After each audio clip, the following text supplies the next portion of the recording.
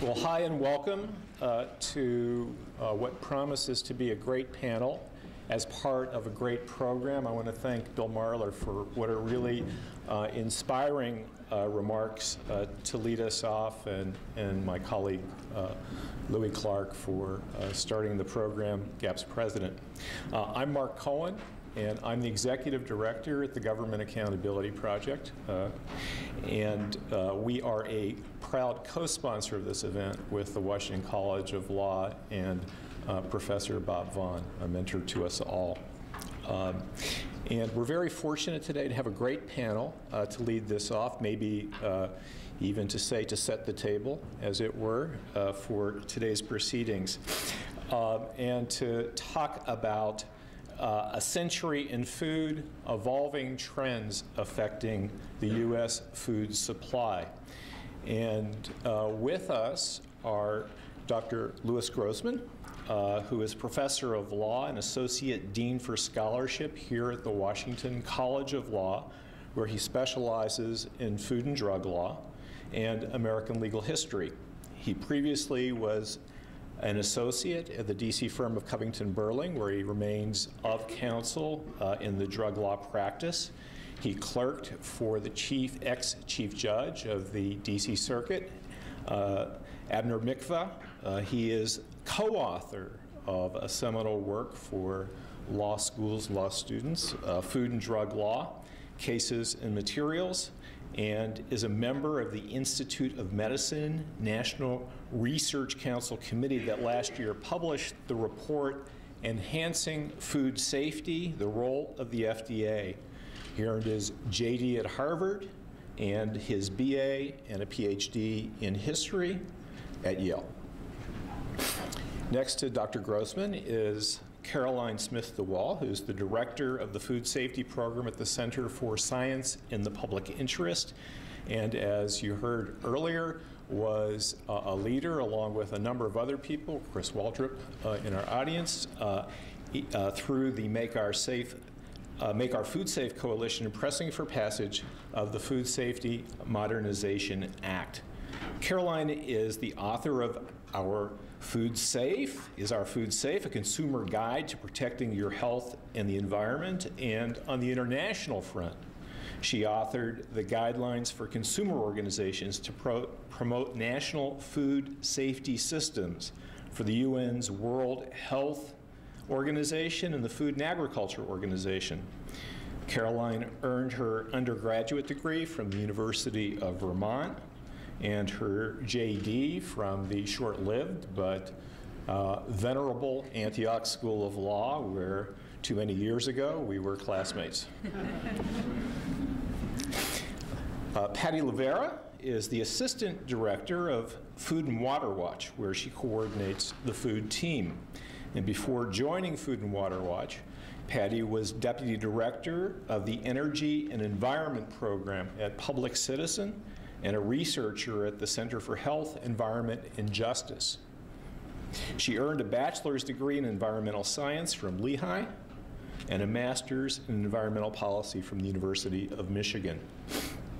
And finally, but certainly not least, Michelle Simon is Marin Institute's Research and Policy Director, a public health lawyer, and author of the book Appetite for Profit: How the Food Industry Undermines Our Health and How to Fight Back. She's widely published on food matters in both popular and academic publications, and regularly blogs at appetiteforprofit.com. Michelle taught health policy at Hastings College of Law at the University of California, from whence she earned her law degree. She got her BA in biology from Carnegie Mellon and a master's in public health from Yale. And before we begin, I've been asked to remind you that you can pose questions during the panel by going to the Food Integrity Campaign's website at foodwhistleblower.org, and where we are live blogging the event. And if you are a tweeter, you can do that as well. Go to handle@foodinteg, That's food, I-N-T-E-G, at food, I-N-T-E-G. And of course, at the end of the panel's presentations and the questions, you can offer questions from the audience live. And a commercial, quickly, if you'd like to receive future email updates on the Food Integrity Campaign, please sign up at our website, foodwhistleblower.org. So let's get started. And Lou, why don't we get started with you? A question for you. There's been federal regulation of food for about a century now. And then there was a great leap forward with the passage in 1938 of the Food, Drug, and Cosmetic Act. And since that time, there have been 100 amendments to that. But something happened during that period of time that led to the conclusion that a major overhaul in the regulatory system was needed. Can you talk about that? Is this on? Yes. How come I get the mic that looks like it was used by Walter Winchell and they get... So there were a lot of developments in food consumption, food distribution, food delivery, even epidemiological developments that I think led to a consensus as the 21st century rolled around that changes were needed.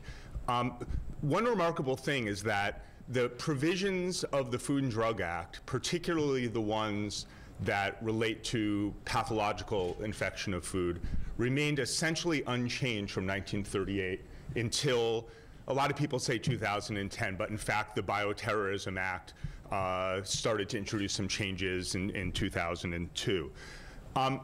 But the original food safety system, as established in 1906, really didn't even seem to take pathogenic infection into account, which is not completely surprising if you think about the fact that the germ theory of illness itself was fairly young at that time. 1938, when the Food and Drug Act in its current form was first enacted, there was reference to pathogenic illnesses, but nonetheless, the statute was pretty much frozen in time for the next 65 years.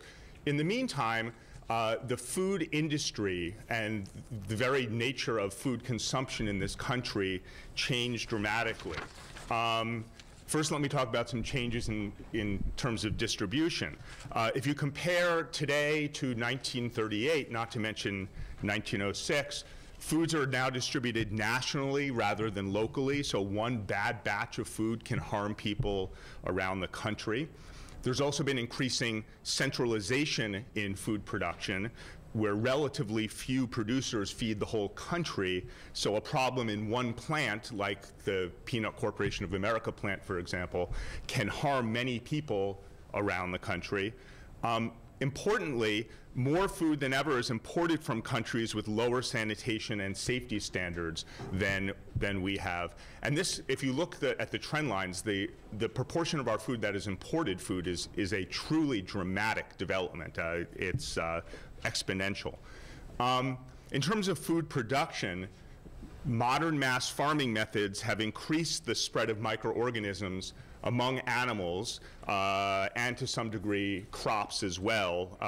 Animal waste increasingly comes into contact with fruits and vegetables, for example.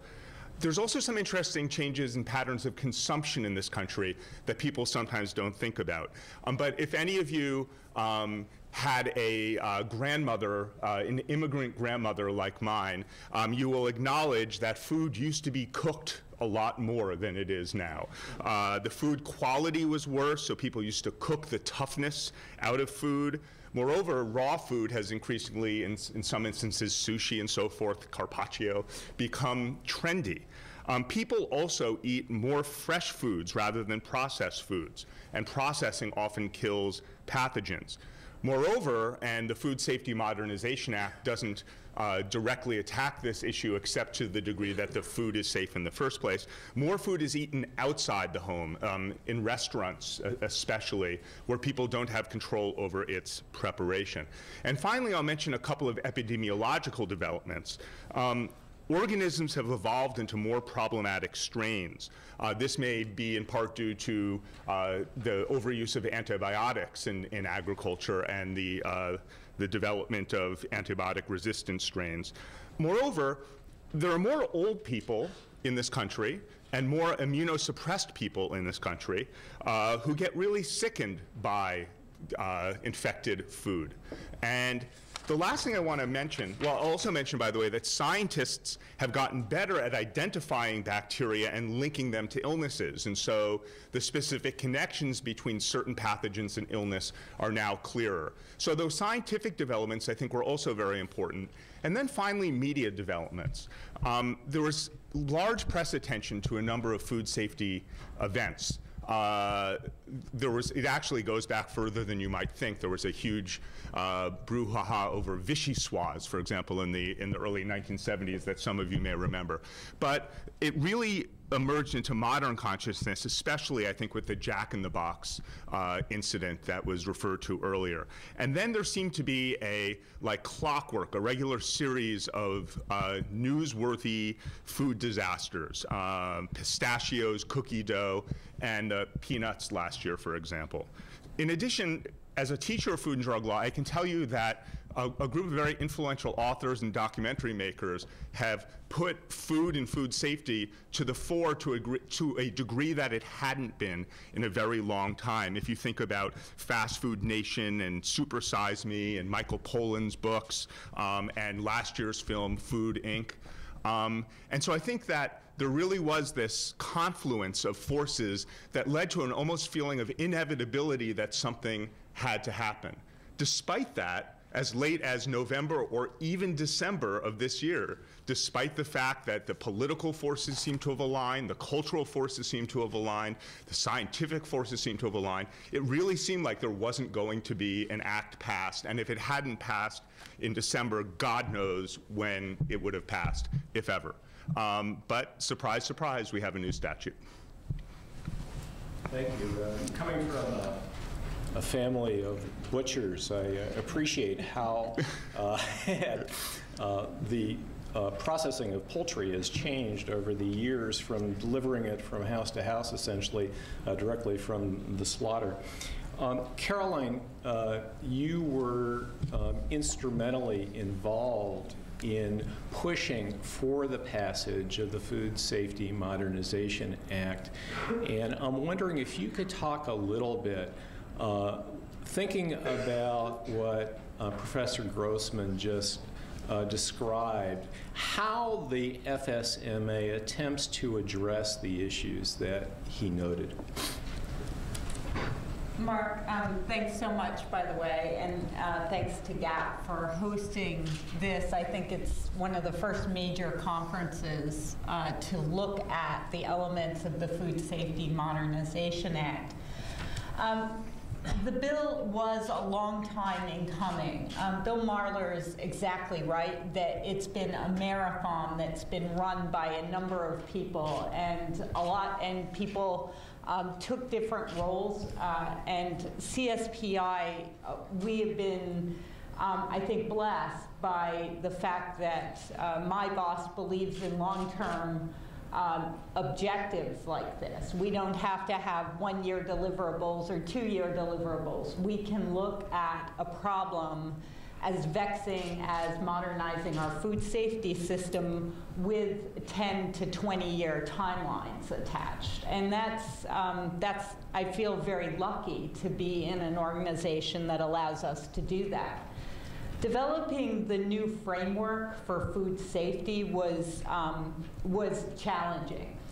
The laws that are in place today were designed in 1906, but they're very different. The meat and poultry statute require that federal inspectors be in every plant every day.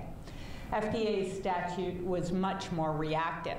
And so before we could move forward with legislation, we really had to figure out what was the right platform. What should a modern food safety system look like?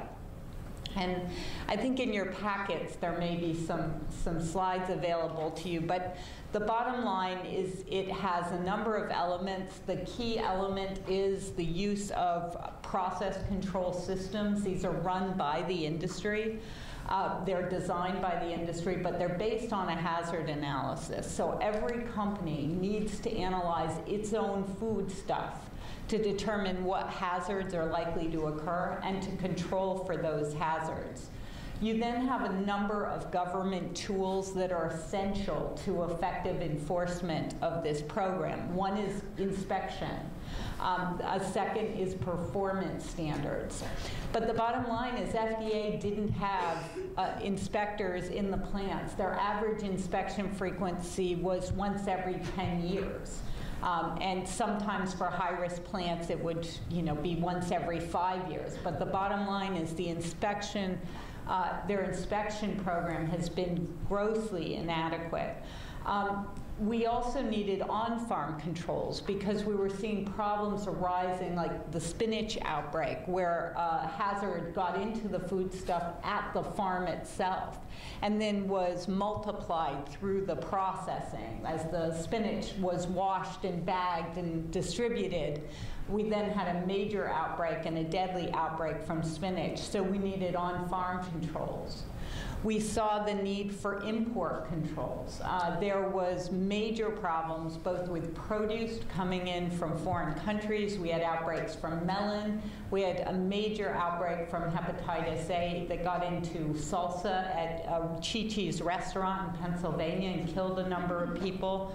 But we also saw a massive problem in pet food when melamine was intentionally added to an ingredient that was then used throughout the pet food industry. It didn't matter whether you were buying the most expensive stuff or the cheapest stuff. This ingredient was in a large quantity of pet food, and many animals were sickened, and they estimate that thousands of cats and dogs died.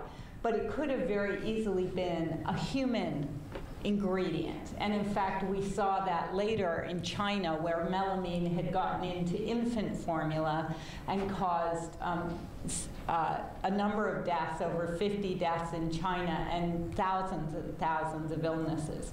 So the bottom line was we needed a much better system. We did start in 2002 by getting some provisions into the Bioterrorism Act. But FDA, even back then, was not taking the issue very seriously. We got them a provision for registration of food plants, but they didn't really implement it effectively. And they would go to Congress and testify that they had a certain number of plants in there that they were inspecting, but in fact their registration numbers available on the web had an entirely different number. So FDA itself was not taking this question of modernization very seriously. So we have been very lucky. CSPI developed the framework for the new legislation, and I am proud to say that whistleblower protection was something that got drilled into me at Antioch when Mark and I were there, and it became part of our framework for enforcement. And I can tell you we also had citizen suit provisions and very strong civil penalties built into the framework that we gave to Congress as essential for implementation of this bill. We didn't get those, we got a very weak civil penalty provision. We didn't get citizen suit provisions, but we were very happy to see the whistleblower protection provision survive both the House and the Senate. So, and I can tell you that this provision is essential for the FDA regulated products, because even with the new legislation, the inspection frequency is still going, for domestic facilities, is still going to be very inadequate. The mandate is after a 5-year phase-in, they will only be inspecting high-risk facilities once every 3 years. So the bottom line is we are going to need plant workers who are engaged, who understand the law, and who are willing to speak out when companies are falsifying records. Thank you, Caroline. Patty, First Lady Michelle Obama has pretty famously put an organic garden at the White House. She's been out promoting that. During the Depression, people were encouraged and, in fact, embraced the idea of victory gardens. And it conjures the image of a kind of pastoral ideal in agriculture, in the food industry. How does that ideal match up against the reality of today's global food industry? Oh boy, give me the easy question. Which one am I using? Is this on? No? It's good? Okay. Yeah, we get this question a lot, and in the last 2 weeks we got to add Walmart to that question as she had a very high-profile event with Walmart saying that that's how we're going to fix the access to healthy food issue. There is no easy answer to that question, but I think that what we're seeing come out of the White House and everything else, and there was a reference to it earlier, there's a really intense, renewed interest in food, I think, after years of people maybe not giving it enough thought, not connecting the dots between, how and where and who produces your food, and all of the health issues that are finally getting their due in terms of obesity and diabetes and lots of other public health really becoming crises. I think people are starting to try to connect those dots, and I think that the real increased very quick interest in, growing your own, reducing the supply chain, getting closer to where your food comes from is a response to a sense that things got a little out of control in the food system. This is not the food system. This is not the system we get our food from does not actually look like the picture they put on the package in a lot of ways. A lot of our food does not come from those pretty red barns that they still put on the package when you walk through the grocery store. And so I think people are some portion of consumers are waking up to that and are looking for other ways to do it. The reality of where most of us get our food is still not a victory garden. It's still not, in that short supply chain, which is why these discussions about what the rules are for food safety are so important. If there's any way to sum up what is a very large topic, I kind of describe it as the who, the what, the where, and the how of how we get our food have all changed fairly dramatically in a couple generations. So we've already heard about imports, and this is not just mangoes and bananas and stuff we can't grow here. We are importing stuff that we used to grow here. As citizens as well as consumers, that reduces our access to information and assurance about where and how and who produced that food. There's people in this room, we've spent way too much of our lives several years ago fighting for the basic right to information about what country food comes from, and there's still plenty of folks in the industry who don't want us to know that. They can do lots and lots and lots of things to manipulate the branding and the package size and whether it comes in a purple package as well as a pink package when you go to the grocery store, and they can track that if you buy that brand, you're more likely to buy the generic brand of toilet paper on Tuesdays when it's raining. They can do all of that in the grocery store, but they think they can't tell us what country it comes from. There's a real effort to not let consumers know how this food system has changed. And in addition to the where globally, we've also changed where domestically. We've done some research on, on the livestock side of things, which is not what today's about with this particular law, but we have shifted where we raise animals geographically and how we're raising them. We're doing it in much more intensive systems, and that all comes with a cost environmentally, possibly health-wise, and in terms of food safety. That changes the system that we're dealing with. And finally, the who has changed a lot as well. Food, we've never really found a good analogy for any other sector of the economy that looks like our food system, where you have a lot of people producing it, you have a lot of people eating it, but the steps in between, because most of us don't go to the store to pick up a 50-pound bag of yellow corn number 5, or soybeans, or wheat, or a live pig, right? Somebody's doing steps in between to turn those agricultural products into the stuff that we buy. That is a choke point. Our food system looks like an hourglass. There's a lot up here, there's a lot of consumers down here, and there's a choke point in the middle, and that point's gotten narrower over the years. So most sectors of our food supply are really locked up by a couple companies, and that goes from farm to fork, from seeds, which are controlled by a couple companies, to grocery stores, which at this point that industry is really dominated by one, because what Walmart does changes the industry. So that changes the power in that situation for farmers and for consumers. It changes the economics, and it changes their access to make the rules. So when they do the right thing, that can be a net benefit, but when they don't want to do the right thing, we're left with a system that's not as protective. So all of that who, what, where, and how they decide to do things really does matter. And so Food and Water Watch spends a lot of time talking about these kind of big system issues in the Farm Bill and other places, but it's amazing how often it does overlap into food safety. And the best example happened just a few months ago this summer, where we had an egg recall where we were talking about 500 million eggs from 2 plants, which is kind of mind-boggling. And so it kind of brought all those issues together to say, when something goes wrong in a consolidated system like that, it goes wrong in an incredibly big way. And so the spinach recall was a similar example. When something went wrong in possibly one field in California, we had a system for taking that problem from that one field and amplifying it over half of the states in the country. I think it ended up in 26 states or something.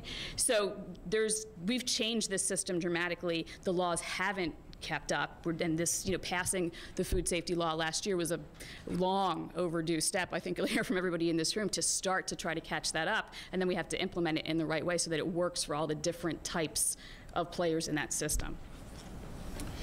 Thank you. Michelle, we all heard Caroline describe what is in the Food Safety Modernization Act, and we also heard a little bit about how difficult it was to get this seminal bill passed. We also know, being inside the Beltway here, that major legislation like this typically in this day and age does not get passed easily, and it requires bringing lots of different people to the table, and sometimes what might be described as strange bedfellows. Thoughts? Okay, I'm waiting for the question. Well, first of all, thank you for putting on this event and for inviting me. I'd like to just say the way I think about this issue is really in terms of being a symptom. So for me, the tragedies that come out of food safety breakdowns are part of the symptoms that include our destruction of the environment, our chronic disease problems, the way we treat animals, the way we exploit workers, all part of this picture of a broken food system that Patty was talking about. And that's also connected to me to answer your question more directly, our broken political system. And so why has it taken so long to update this, the FDA rules around food safety? Because we have a massively powerful food industry that has been fighting for decades to keep any advances from happening. And talking about CSPI having a long-term goal, and you have to in this town, of course, nothing gets done quickly, but there's a reason for that. And I think it's important to identify the very powerful economic players who have an interest, a very vested interest in keeping the status quo. And of course, that's connected to much broader problems in this town about how corporations tend to influence public policy. And you can draw a direct line from where the checks get doled out to the right members of the key committees for the oversight of USDA and FDA to see exactly what's going on. And so that's something we need to fix much more broadly. Just for a moment to talk about the symptoms, because I think it's also important to realize how is it that we have this food system that breaks down so often, and a lot of it is because of the consolidation that we heard about, but it's also because we have a system so heavily centered on and supported through animal agriculture. And I write a lot about nutrition policy, and so I like to think about the connection between food safety and nutrition policy, and they're directly connected because of our focus on meat and dairy products and animal products in general as being the center of the diet, even though science tells us that we should be eating more plant-based foods. And so when I talk to my vegetarian friends who think they're smug because they're not going to get E. coli from eating a hamburger, I remind them, well, guess what? Your spinach is getting contaminated from the factory farm runoff, from the cattle ranches. And so, we're all affected by this, and it's a system that unfortunately runs very deep, and it's not going to change quickly. And but for me, the question really is, how do we prevent these problems in the first place? I think very much from a public health perspective, and laws can only go so far. True prevention, I think, really happens by changing the system, and got a lot of work to do to change that. Okay, well, thank you. One issue that didn't get addressed as yet, and this is part of looking forward also, and that is in thinking about our global food system in the future, one of the many very significant question marks and hazards that it confronts is the question of global climate change. And I'm wondering to what extent you anticipate that our food system is going to be up to the challenges of what is expected to be increasing numbers of droughts and extreme weather conditions. And this is partly a global question, but it's also a question that we face here in the United States, especially in coastal areas and those that are given to quick desertification. I throw that open. I'll start. I mean, the big issue is emerging pathogens. Our food supply right now is coming from all over the world. And yet, FDA especially has had a very weak system for managing imports.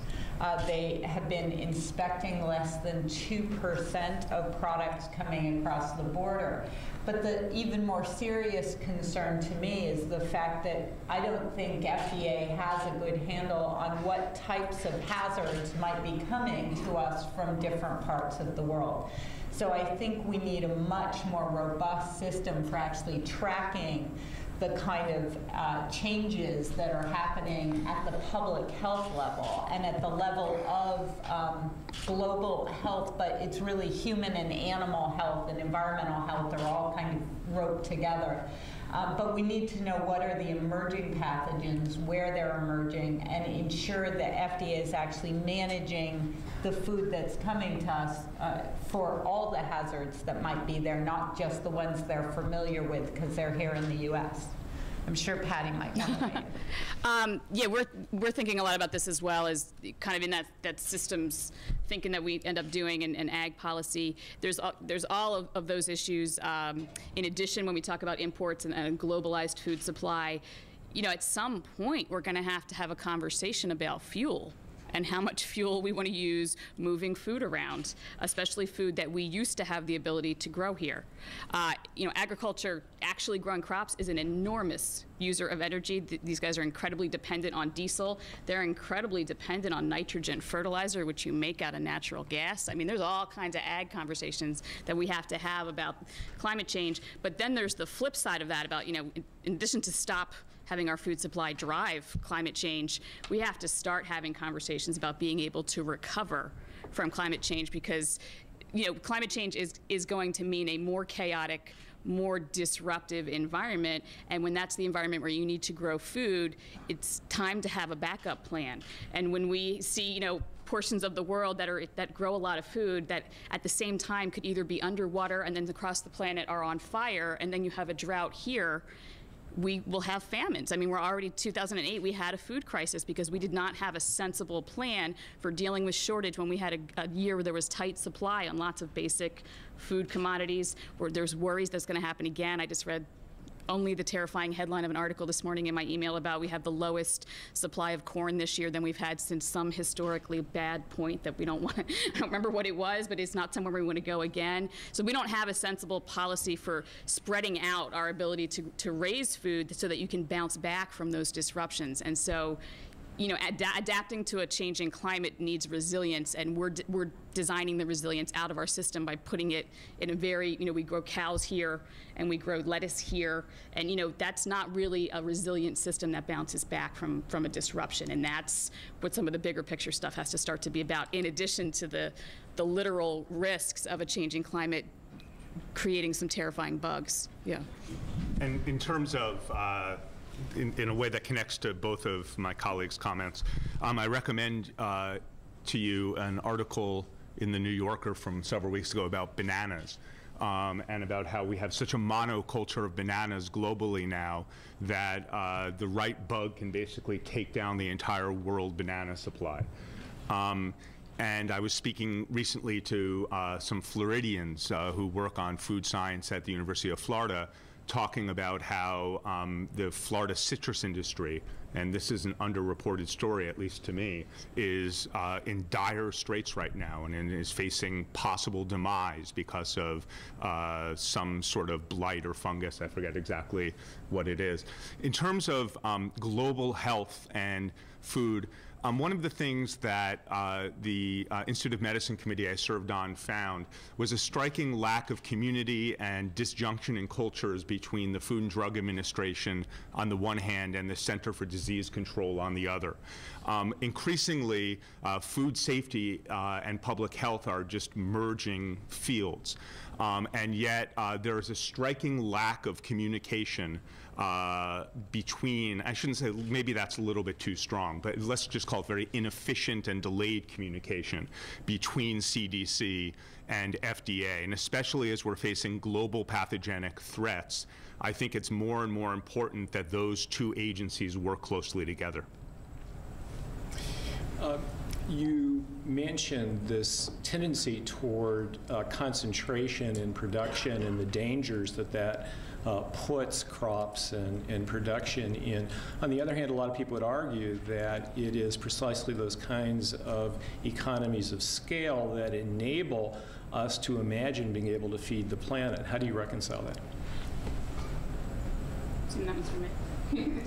Well, I'll just say, the best answer is cheap food comes at a high price, right? And so this argument that we need to feed the world through GMOs or more centralization is a very narrow view of what's going on, because what's happening now, of course, is we're externalizing all the costs, or the food producers get to externalize all the costs of this concentrated form until, of course, Bill sues them, and then they got to pay back a little bit, but that's simply a cost of doing business. And so, we're paying in so many ways for this centralized way of doing business, whether it's through higher healthcare costs due to food safety, chronic illness, and of course all the environmental destruction. And so I don't, believe that way of thinking, because there are such broader costs to that system.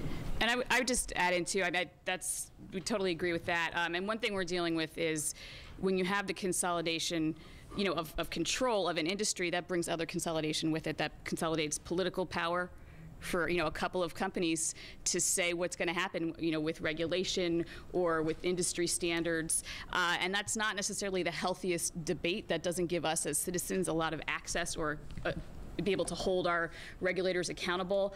I think there are some things to look at with the egg situation we had over the summer. Eggs are incredibly consolidated. Half the eggs come from 5 states. Most eggs come from very large facilities controlled by a couple companies. It's kind of our standard line. And it took 12 years, over a decade, to get an egg regulation out of FDA. I don't think those two things are unrelated, right? That it's very hard to move good policy through a government when we have tremendously powerful corporate interests that have locked up a whole supply chain.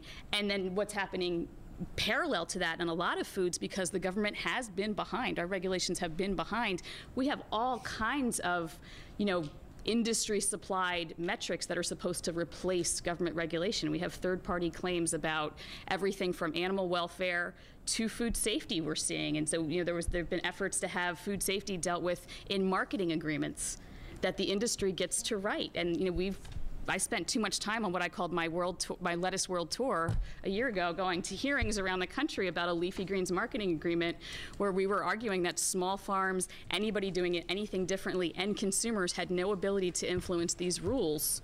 that we were all going to eat because the major players were going to set them, and it was really happening outside a venue where we as citizens could weigh in. So with that consolidation also comes, and yet another cost in addition to all the other ones. Yeah. Caroline? One of the things, though, that this is pointing out is that our government's food safety programs are really spread out all over the government. I think GAP's used to dealing with the meat inspection whistleblowers, and they've been very important, I think, for GAP for many, many years. But the bottom line is that USDA has a very robust inspection force. They're inspecting about 20% of the food supply. FDA is doing 80%. We just heard from my colleague that CDC and FDA don't communicate well together, even though they're in the same department. And Patty just mentioned the AMS marketing agreements. There are a number of these, and they're in place because industries themselves sometimes want regulation. They actually want programs that will put everyone on a level playing field. But because our government has been quite ineffective at regulating the food supply, they end up over at the Agricultural Marketing Service saying, hey, we'll pay for regulation if we can set the standards. And that's what's happened. We have seafood inspection over at NOAA. In the Commerce Department, because the seafood industry wanted, again, that level playing field regulatory program. They were willing to pay for it. And this is not what consumers need. Consumers need an effective, unified government system. We weren't able to get that. CSPI worked for a long time on the single food safety agency concept, and the realities of Congress weren't going to let that happen, at least in the short term. This wasn't a short term, but at least in this round. So. But the vision really still is a much more unified food safety system and something that's more streamlined. I think Patty's point about us centralizing all these food safety functions and relying on these very long chains of distribution also feed into the food security problems. People need to take back their food supply, and we really do support the local food movement as they move forward. Caroline's response anticipated a question we received online, so let me remind you that you can pose questions online by going to foodwhistleblower.org, and because it was posed to the panel, I'll throw it back to everybody else as well. Right now, I think there are as many as 15 different federal agencies that have some role in the regulation of foods. Of course, FDA, USDA primarily. Should there be a single unified food safety agency? So just to elaborate a little bit more, Caroline mentioned the 80-20 that FDA regulates 80% of the food supply, and USDA, FSIS regulates 20.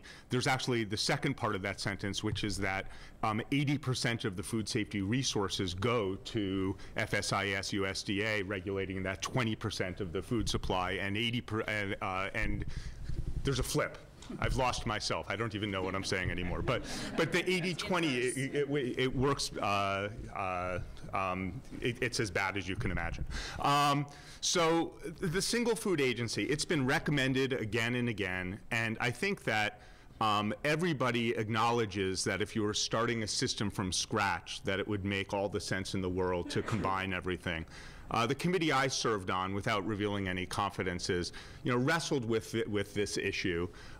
Ultimately, the National Academy of Sciences Committee wrestled with it and ultimately acknowledged that in the long run, a single food agency would be best, but also, I think, got the sense that it's a little bit of beating your head against a wall to talk about this. Start with the fact that you have one powerful congressional Senate committee overseeing FDA and another powerful Senate committee overseeing USDA, and imagining either one of them giving up that power is a little bit hard to imagine. So I think that we can talk about it as an ideal, but ultimately, I think, as I know Carolyn has been doing recently, focusing on measures that can be taken that will advance food safety in this country regardless of a joining of the agencies is a good place to put our energy. Let me just be a little devil's advocate here on this question, because I know there's probably considerable sympathy both on the panel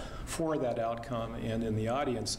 But if what we're saying is that we think that it's a big problem that there's this high level of concentration in industry, in the food industry, and knowing what we know about the tendency for agencies that to be captured by industry, isn't there a greater likelihood that a single agency would be more subject to capture even than the ones we have, the multiple agencies that we have now at work? Yeah, I'll jump in on that. Yeah, that is one of my concerns. I mean, one of my measures, though, when I think about whether something's a good policy idea, is to see what industry thinks about it. And the fact that industry doesn't like the idea of consolidating into one agency says, well, maybe it is a good idea. But to me, the question isn't really so much, you know, should it be one agency, which agency should it be? It's more about what is the mission of that agency. And so right now we have USDA, which has an inherent conflict of interest in that their main mission is really to prop up big agribusiness.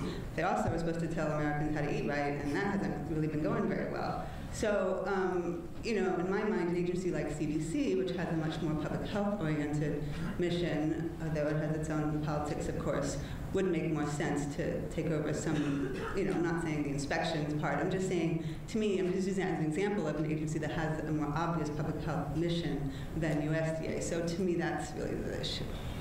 Yeah, and just to chime in, so I mean, this is kind of the perennial debate that we have, and like most things, it all boils down to money at this point. And as we enter the budget wars, you know, a lot of this is a question of timing, and what we're worried about, and I think that's what lots of folks are kind of making this assessment, rating USDA to bring up a couple of other agencies isn't enough. Like, the total money we have on the table for food safety isn't enough. We've seen that. We're behind. So it has to be done in a way and at a time that we can do it properly, as opposed to just making a better organizational chart that is underpowered, you know, with not enough authority to take on the problems they have to take on. So I think it's a how you would do it and when it's smart to do that. Because we agree, if you're designing the government on a blank sheet of paper, you'd have one agency, but we have to do it properly, or we're just going to have, you know, we're going to have Homeland Security all over again, right? It's not necessarily going to work unless we do it well. We have a question from Chris, and he asks, how troublesome are the safety standards for imports, and how do those standards compare to domestic oversight?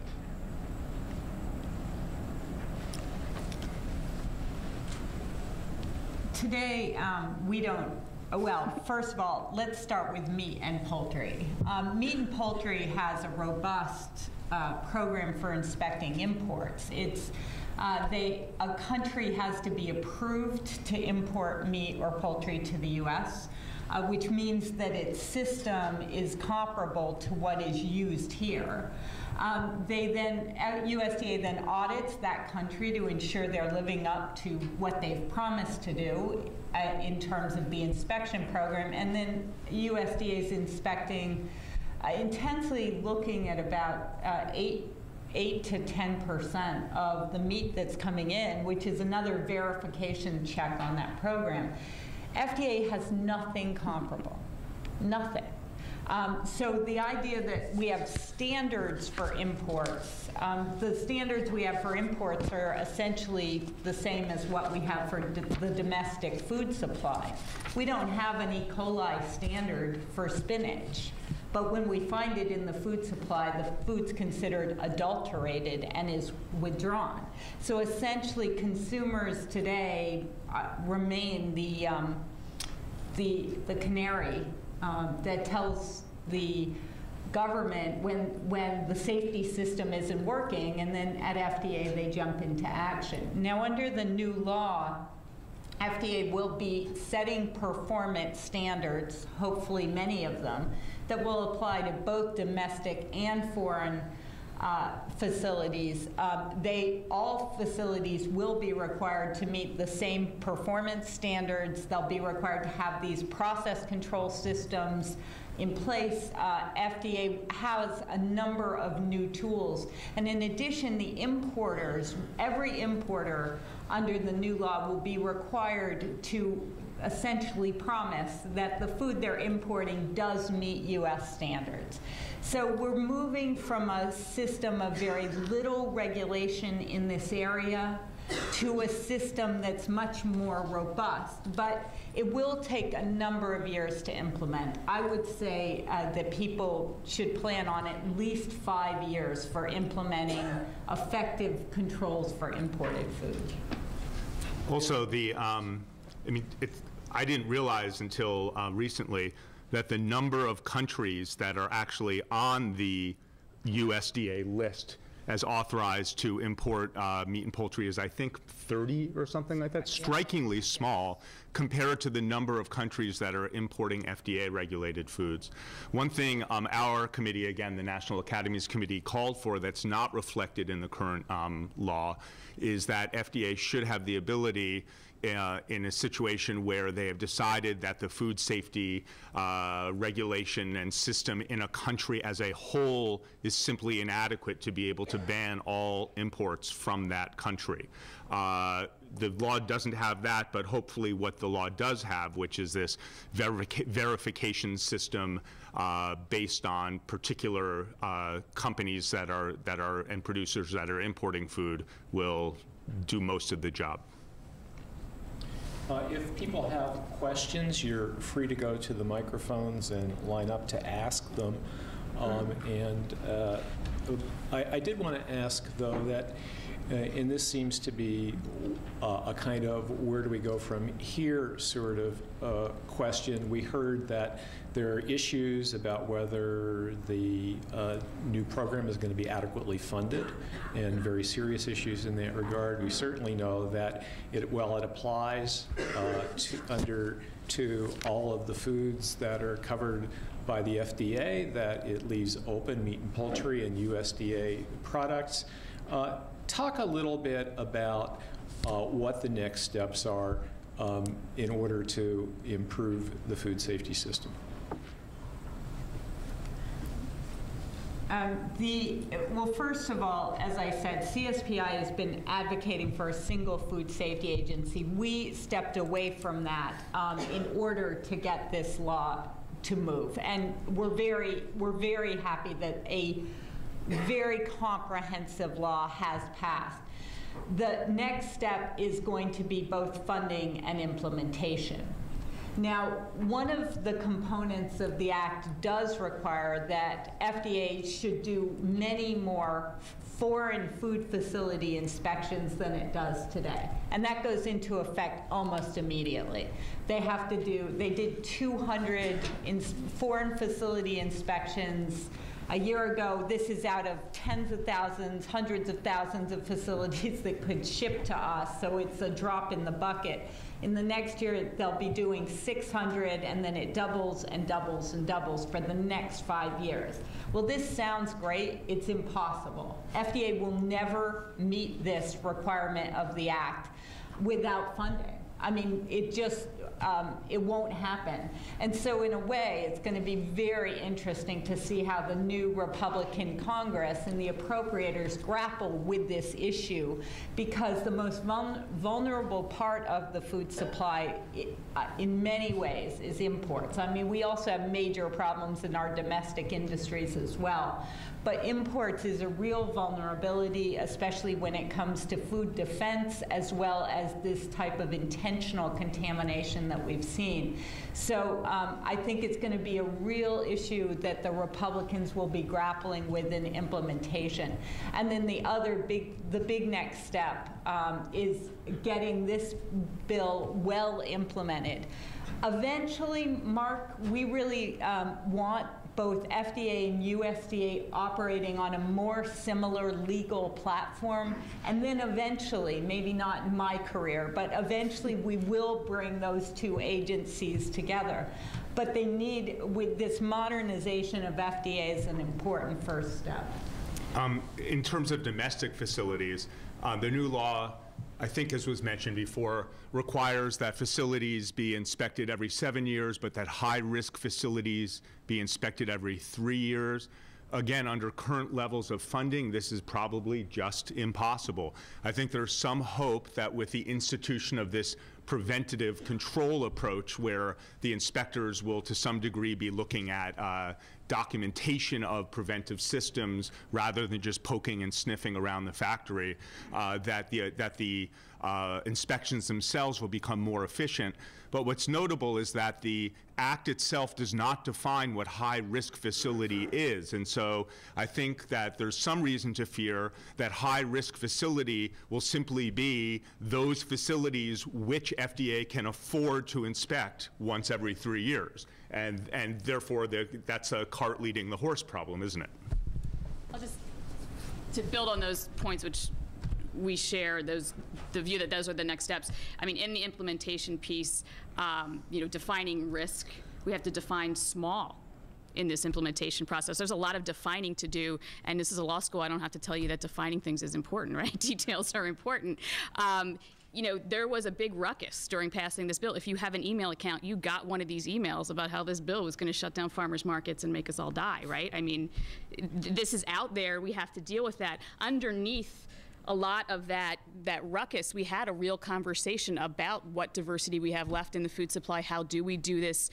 How do we avoid the trap of one size fits all? What lessons can we learn from the meat industry, which was not in the mix in this bill? There's lessons to learn there. So a lot of that's going to come into play in implementation, and there's lots of small farm advocates who've done a fantastic job of explaining this and thinking it through and not buying into the hysteria that went way, way, way too far. And then even beyond that, and this is an important point that community makes, is and I think our membership is thinking this way, and I think a lot of consumers are thinking this way. There is a real interest in a much longer term next step is in getting this path. This is a pathogen view of food safety. That's how we're defining food safety. A lot of people want to talk about the long-term safety of the way we raise our foods, whether it's using antibiotics and taking away that tool for human medicine, pesticide residues. What do we really know about the health of eating genetically engineered organisms? People are thinking about safety in a broader way. A little bit of what you mean by the use of antibiotics as taking away this tool for medicine?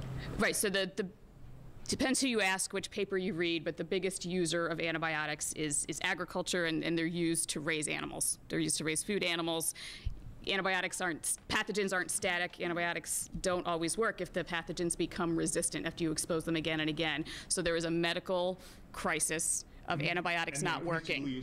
They're frequently used for growth promotion rather than disease cure. When you raise 100,000 chickens in one building, you don't treat them as individuals, right? You treat them as a group, and then antibiotics have the additional benefit to agriculture of making animals grow faster. So there's a whole. This is kind of the rest of the side effects of this cheaper food supply, more intensive food supply. People are thinking about that as a long-term safety issue, right? They want to hear about these things as well. So we need to do a lot. This bill will help do a lot about pathogens, but I think there's a real interest kind of in the consuming public and in lots of the, growing portion of agriculture about doing things a different way, taking a longer-term view of safety. And that's a long-term next step, but it's a step we have to start to do regulatory-wise. Just to add quickly, from an advocacy standpoint, I think it's really important that we pay close attention to implementation. Too often there's this syndrome of so much energy going into just getting the bill passed, and in particular this case, because it was such a tough win, and then everyone sort of goes home, except for Patty and Caroline. But, but I think the message needs to be clear that this is often where industry really gets what it wants, because the regulatory process tends to happen a little bit more behind the scenes. They're on Senate hearings, for regulation. So this is where we really need to remain vigilant, and folks need to, make sure industry doesn't sort of win the battle, we lost the war, whatever that Thanks. So we have another question that we received online, that we are in a difficult funding environment, as people have mentioned, and that's both because the money is short and the Republicans are in control of the House. And so do you have any creative suggestions for how to fund an adequate or a comprehensive food safety program? Luke? I have an idea. So a lot of times when people write about food inspection in this country, they limit their discussion to FDA and FSIS. In fact, a great deal of inspection authority is going on that's not mentioned in any of those articles, probably an amount that far outstrips the amount being done by the federal government, and that's in the states. And we have to come up with a more integrated system by which these feet on the ground that happen to be state feet rather than federal feet are incorporated into a uniform uniform food safety system, and I think that would be a great way to leverage funds that are already being spent at the state level. I have an idea. There are a number of federal inspection forces already in use. There are a number of plants that are jointly inspected by USDA and FDA. There are a huge number of seafood plants that are being inspected by NOAA. And we've got those egg inspectors in every egg facility.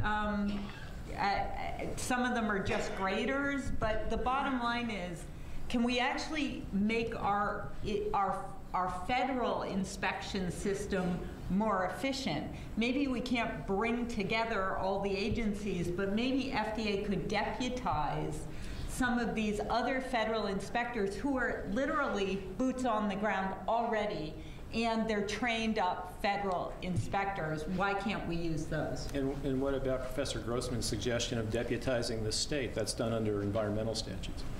I think the states clearly play a big role here. I just also want to note states are our frontline boots on the ground for epidemiologic investigations, and states are the only boots on the ground for inspecting restaurants, nursing home, hospitals, and daycare centers. So my only caution, and I think I made this point to the National Academy of Sciences, but I've definitely made it to the Food and Drug Administration, do not take away the key public health operators that we need to do epidemiologic investigations and those restaurant inspections at the state level in order to get them into what plants they should be federally inspected. I don't mind them using the resource, but it shouldn't, don't rob Peter to pay Paul. And let's not forget the primary boot on the ground, and that's the people that work in the plants. And now, at least in terms of FDA regulated industry, they are empowered and better protected to come forward and tell us about problems that they witness.